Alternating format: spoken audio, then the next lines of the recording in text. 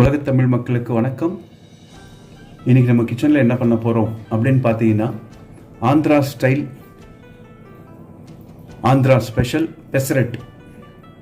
அதுக்கு நம்ம என்னென்ன தேவைன்றது நான் இந்த தட்டில் வச்சு காமிச்சிட்டு நெக்ஸ்ட் ப்ராசஸ் என்னன்றது நான் சொல்கிறேன். இப்போ அதுக்கு தேவையான இன்க்ரீடியன்ட் என்னென்னு பார்த்தீங்கன்னா, பச்சை பயிறு, முளை கட்டின பச்சை பயிரில் அவ்வளோ ப்ரோட்டீன் இருக்குது, சூப்பராக இருக்கும். ஒரு 4 பச்சை மிளகாய், 1 டீஸ்பூனுக்கு இமாலயா இந்து உப்பு, கொஞ்சம் கொத்தமல்லி, ஓகேங்களா? இதெல்லாம் இப்போ நம்ம மிக்சியில் அரைச்சி தோசை மாவில் நம்ம மிக்ஸ் பண்ணி உங்களுக்கு அந்த பேட்டர் நான் காட்டுறேன். அதுக்கப்புறம் நம்ம தோசை போட ஆரம்பிப்போம். எப்படி இருக்குது டேஸ்ட்டுன்றதை நான் சொல்கிறேன். நீங்களே இதே மாதிரி செய்யுங்க. இது ஆந்திரா பெசரட்டுக்கே டஃப்பு கொடுக்குற மாதிரி இருக்கும். ஏன்னா ஆந்திரா ஸ்டைலில் அவங்க இதை எம்எல்ஏ பெசரட்டுன்னு சொல்லுவாங்க. அதுக்கு நம்ம உப்புமா வச்சு தருவாங்க, சரிங்களா? இப்போ நம்ம உப்புமா பண்ண போகிறதில்ல, சட்னி வச்சு கொடுக்க போகிறோம். ஸோ வெறும் பெசரட்டு வித் ஆந்திரா ஸ்டைல். அதுலேயும் பார்த்திங்கன்னா கொஞ்சம் மைல்டாக காரம் இருக்கும். ஜென்ரலாக அவங்களுடைய இதில் காரம் இருக்காது, நாம் காரம் போடுறோம். சூப்பராக இருக்கும். வாங்க நெக்ஸ்ட் ப்ராசஸ் என்னன்றது நான் சொல்கிறேன். பாருங்க, இந்த பதத்துக்கு நம்ம தோசை மாவு இருக்கணும். இதில் பார்த்திங்கன்னா ஈக்குவல் ரேஷியோவில், சரியான அளவில் 1 கப்பு பச்சை பயிறு, அதே மாதிரி அதே அளவில் தோசை மாவு மிக்ஸ் பண்ணி இந்த பதத்துக்கு நான் ரெடி பண்ணி வச்சுருக்கேன், ஓகேங்களா? இப்போது அடுப்பு பற்ற வச்சு நம்ம தவா வச்சாச்சு. இப்போ நம்ம தோசை போடுவோமா? எப்போவுமே தோசைக்கல்லுக்கு தண்ணி யூஸ் பண்ணிக்கோங்க, தோசை சூப்பராக வரும்.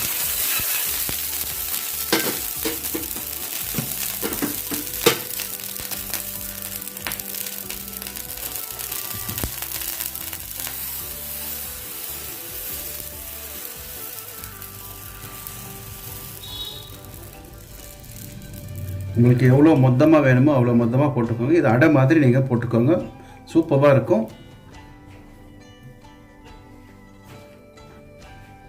தேவையான அளவுக்கு எண்ணெய் ஊற்றிப்போம்.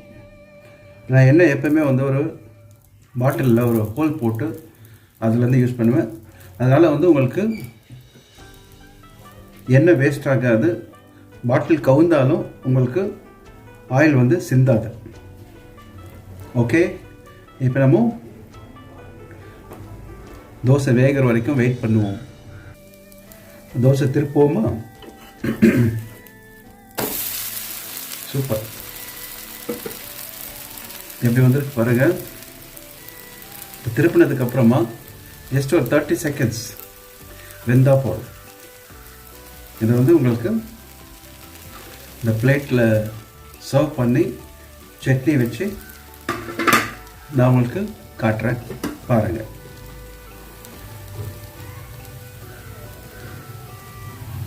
இப்படி எடுத்தால் வரணும். அப்படி வந்துச்சுன்னா அழகாக நீங்கள் எடுத்துடலாம். பாருங்கள் எப்படி வந்திருக்குது.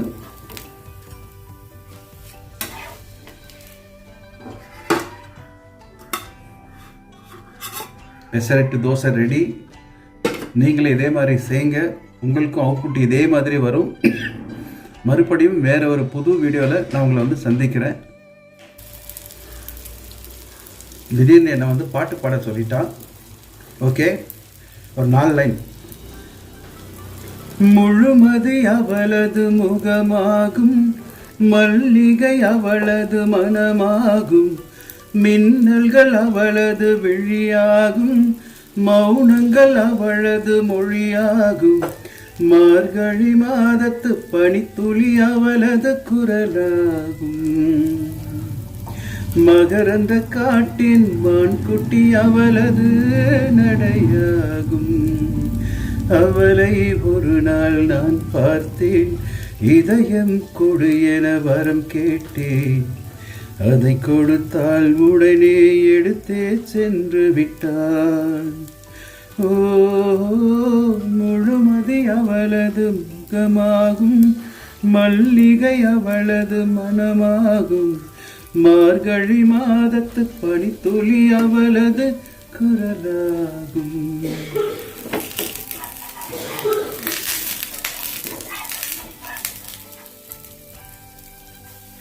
இது செகண்ட் தோசை எப்படி வந்திருக்குது பாருங்கள்.